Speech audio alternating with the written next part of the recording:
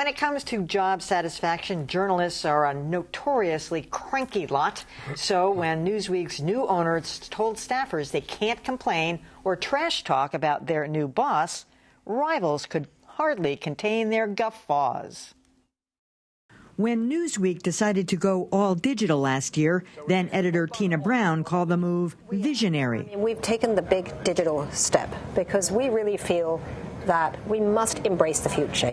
But the venerable publication couldn't regain its relevance. And just 6 months later, owner Barry Diller hinted it was over. I don't have great expectations. You don't? No. I wish I hadn't bought Newsweek. It was a mistake. Diller subsequently unloaded Newsweek to IBT Media, owner of the International Business Times. I don't know what IBT knows that the rest of them don't. But if Newsweek staffers were relieved to have new ownership, IBT's new employee guidelines cut the honeymoon short. According to Politico's Dylan Byers, IBT requires staffers to encourage favorable public opinion about the company. They've also been told to conceal tattoos, avoid jeans, sneakers, and open-toe sandals, and keep hair clean, combed, and, get this, a natural color. Those rules have sparked one labor complaint and plenty of head-scratching, kind of like IBT's purchase of Newsweek. Well, it's a good thing I would pass their employee test, right? I mean, so I got an email today after we were talking about this on Boston Public Radio with Jim and Margie, saying that the Phoenix used to have a really onerous dress code back when this person started, 40 years ago. It was including, no jeans, no sandals, neat hair, all that kind of stuff. My early years at the Phoenix, I wore a tie every day. I never wore jeans. And I was always surprised sometimes when I would go to a news conference and reporters from the Globe and other publications were dressed like slobs by comparison. There may be something else at work here, though. I tried to do a little bit of research into the owners here, and it seems it's a Christian right-wing agenda, so there may be more to come with this.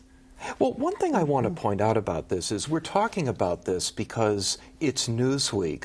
But what is Newsweek? I mean, there's this thing that has the name of Newsweek on it, but Newsweek hasn't been around for a couple of years, quite frankly.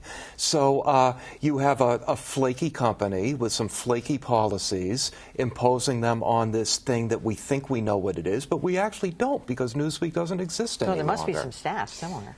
So I have two questions. First of all, how do they know who's coloring their hair? Are they in your house? I mean, so... Sometimes roots are sometimes the giveaway. Okay, well, all right, but that, all right, aside from that, otherwise, how do they know who's going to... So that was my first question. The other thing, the hair thing, I always have to stop on, because in many other companies, when you start talking about what is clean and combed, it gets into a cultural thing about people wearing their hair like I wear mine, or people wearing dreadlocks, or people wearing braids. So it makes me a little bit, what do you mean by that? Stay away from that. That was just weird to me. A basic dress code I don't have that much problem with, but you're right, you go over the edge very quickly in that when you start describing people's appearance. But to me, the most upsetting thing about this story was the concept that you're not supposed to badmouth your publication. Yeah. What fun is that? Yeah. They're not journalists. That's supposed to be after you're laid off. You're not allowed to say anything if you've signed a contract. If you got a buyout or something like that. Well, permission to dress like a slob is the last perk in journalism. And it just is. And if you go out to a crime scene, you're not going to be wearing a suit. I mean, there's a lot of journalism that there's a reason you're wearing jeans and sneakers.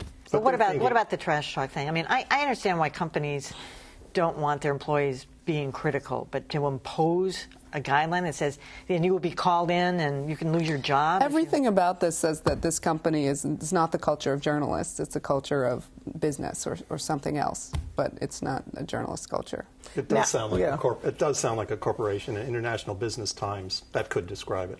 It could also be having seen some clear examples of employees going over the top, setting up Facebook pages and sending out tweets saying, this is a horrible company, that they're saying, we're going to tell you up front now, you're gone if we see that. So it could be that, because they also have as a part of their dress code, there will be no bare midriffs. And that came from people wandering into offices with bare midriffs. Come on. Mike Isikoff is glad he left before they banned body piercings. Just kidding, just kidding.